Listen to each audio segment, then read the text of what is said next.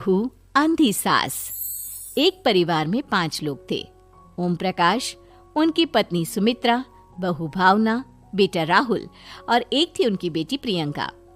वैसे तो ओम प्रकाश और सुमित्रा के घर में सब कुछ ठीक ठाक था, लेकिन सुमित्रा की एक आदत थी।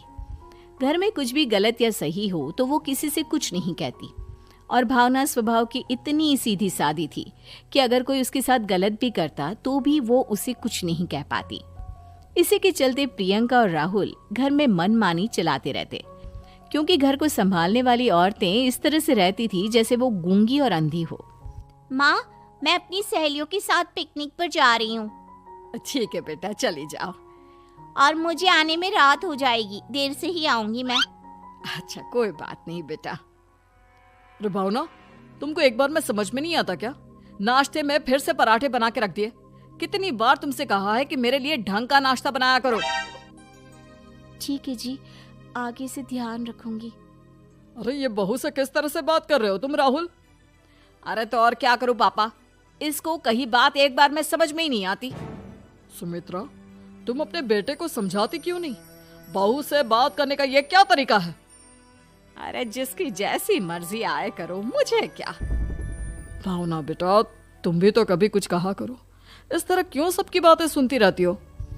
कोई बात नहीं पापा जी, सब ठीक है। रात को काफी देर तक प्रियंका घर नहीं आती और जब वापस लौट कर आती है तो एक लड़की के साथ बाइक पर बैठकर। सुमित्रा और भावना दोनों ही प्रियंका को लड़की के साथ देख लेते हैं। आज तो जोर से डांट पड़ने वाली है, लेकिन मैं डर क्यों रही हूँ? माँ तो सब कुछ देखकर भी अंधी बनी रहती है। और रही बात भाभी की, वो किसी को कुछ नहीं बताने वाली। कहने को भगवान ने आवाज दी है, लेकिन गूंगी है गूंगी। अरे प्रियंका बेटा, इतनी रात को कॉलेज से लौट कर आ रही हो? कहाँ गई थी तुम? पापा, वो सहेली के घर पर थी, पढ़ाई करने के लिए रुक गई थी। अच्छा, ठीक है, जाओ अपने कमरे में जाओ और सो जाओ। सुमित्रा ने अपनी बेटी को एक लड़की के साथ इतनी रात को आते देखकर भी उससे कुछ नहीं कहा और भावना ने भी इस बारे में किसी से कोई बात नहीं की। कुछ दिनों के बाद मामा जी का फोन आया था। उन्होंने प्रियंका के लिए कोई रिश्ता ढूंढा है। लड़के वाले उसे देखने आ रहे हैं। अरे मुझे नहीं करनी शादी वादी, किसी लड़की को बुलाने की कोई जरूरत नहीं है। ये तुम क्या कर रही हो प्रियंका बेटा? तुम्हारी शादी की उम्र हो चली है और तुम्हारे मामा जी ने बहुत अच्छा रिश्ता बताया है। पापा, अब जिद क्यों कर रहे हैं? और आप क्यों मेरी मर्जी के खिलाफ शादी कराना चाहते हैं? अरे माँ, इसको समझाइए ना।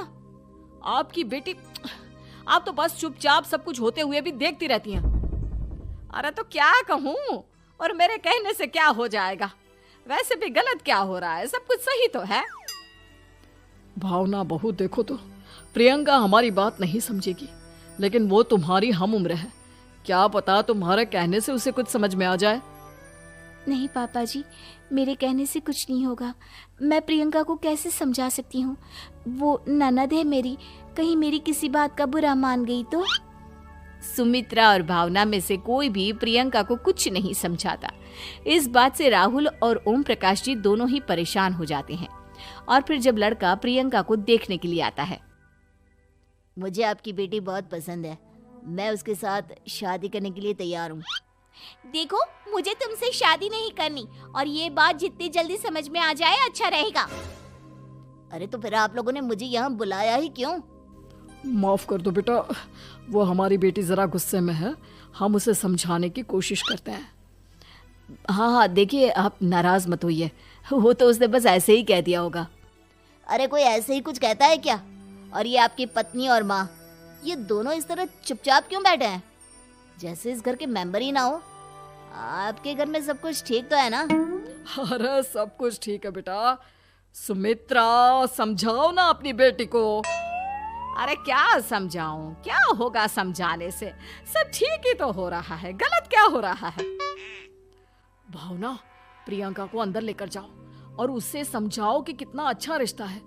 इतना अच्छा लड़का है, इस तरह से बिहेव ना करे। नहीं जी, मैं किसी से कुछ नहीं कह सकती जी। अरे अजीब परिवार है, मुझे तो यहाँ से निकलना पड़ेगा। इस तरह से तो आपकी बेटी की शादी किसी से नहीं हो सकती। जिसके घर की औरतें गूंगी और अंधी बनकर बैठ जाए उस घर का कुछ नहीं हो सकता। ओम प्रकाश और राहुल सुमित्रा और भावना की हरकतों की वजह से बहुत परेशान हो जाते हैं। एक दिन वो दोनों आपस में बात करते हैं। पापा, समझ में नहीं आता कि भावना और माँ को कैसे समझाया जाए। सही कहते हो बेटा, तुम और मैं काम के सिलसिले में सारा दिन घर के बाहर रहते हैं और घर की दोनों औरतें जिन्हें सारा घर संभालना चाहिए गूंगी और अंधी बनकर बैठी हैं। पापा, आप ही बताइए इसका क्या उपाय है? मेरी तो कुछ समझ में नहीं आता बेटा, लेकिन हमें कुछ तो करना पड़ेगा क्योंकि इन सब की वजह से प्रियंका बहुत ज्यादा बिगड़ती जा रही है। तुमने देखा उसे किस तरह से बिहेव किया था। अरे लेकिन पापा, हम करेंगे क्या? हमें एक नाटक करना होगा। कुछ दिनों के लिए हम भी गूंगे और बहरे बन जाते हैं, उसके बाद इन दोनों औरतों को अकल आएगी। हाँ पापा, शायद आपकी बात ठीक है। हम दोनों हर बार बात को संभाल लेते हैं और इसी वजह से माँ और भावना कुछ भी करने की कोशिश ही नहीं करते। और फिर अगले दिन, भावना, नाश्ते में क्या बनाया है? जी पराठे बनाए हैं। मेरे लिए पोहा बना दो। अच्छा जी ठीक है, अभी बना देती हूँ जी। बहू, नाश्ते में क्या बनाया है? पापा जी, पराठे हैं और पोहे बन रहे हैं। अरे बहू, मुझे तो उपमा खाने का मन था, मेरे लिए उपमा बना दो। ठीक है पापा जी, अभी बना देती हूँ। भाभी, जल्दी से जरा मेरा कॉलेज का टिफिन तो पैक कर देना। और सुनो, मुझे ना भिंडी की सब्जी खाने का मन है। सुमित्रा चुपचाप बैठी बैठी सब कुछ देख रही थी। उसने किसी से कुछ भी नहीं कहा और ये देखकर भावना को मन ही मन गुस्सा आ रहा था, लेकिन वो किसी से कुछ नहीं कह रही थी।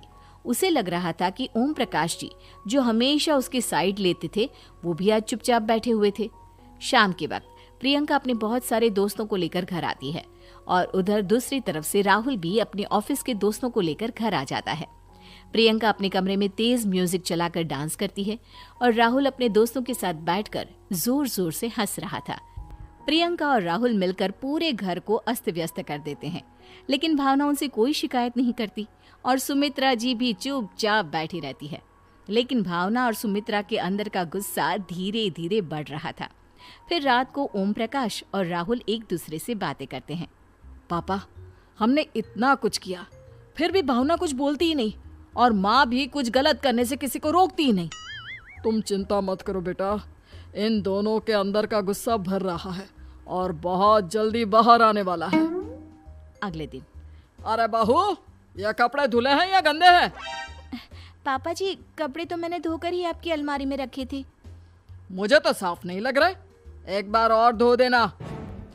प्रियंका, मैं सोच रहा था कि तुम्हें उस लड़के से शादी नहीं करनी है ना, मत करो। एक काम करो, वैसे भी क्या रखा है शादी वादी में, तुम्हें जो लड़का पसंद है उसके साथ जाकर कोर्ट मैरिज कर लो। इस बार ओम प्रकाश और राहुल की बात सुनकर भावना और सुमित्रा के अंदर का गुस्सा जाग उठता है। मैं किसी से कुछ कहती नहीं जी, इसका मतलब ये है कि आप लोग मुझे परेशान करते ही रहेंगे। कल 4 बार मुझसे नाश्ता बनवाया, आज पापा जी मुझसे धुले हुए कपड़ों को बार बार धुलवा रहे हैं। अरे मैं इंसान हूँ जी, कोई मशीन नहीं हूँ। तुम दोनों ने मिलकर इस घर की कैसी हालत बना दी है और अपनी बहन को भागकर शादी करने के लिए कह रहे हो। तुम भाई हो या दुश्मन? ओम प्रकाश और राहुल जोर जोर से हंसने लगते हैं। अरे इसमें हंसने की क्या बात है? हम लोग यहाँ इतने परेशान हो रहे हैं जी, तुम लोगों को ऐसी हरकत करने के बाद भी हंसी आ रही है। ये क्या कर रहे हैं जी आप दोनों? यही तो हम चाहते थे कि सुमित्रा, तुम अंधी होकर ना बैठी रहो। घर में कुछ भी गलत हो तो उसे रोकने की कोशिश करो। और भावना, तुम अपने साथ हो रहे गलत व्यवहार पर भी कभी मुंह नहीं खोलती। ये सही बात नहीं है।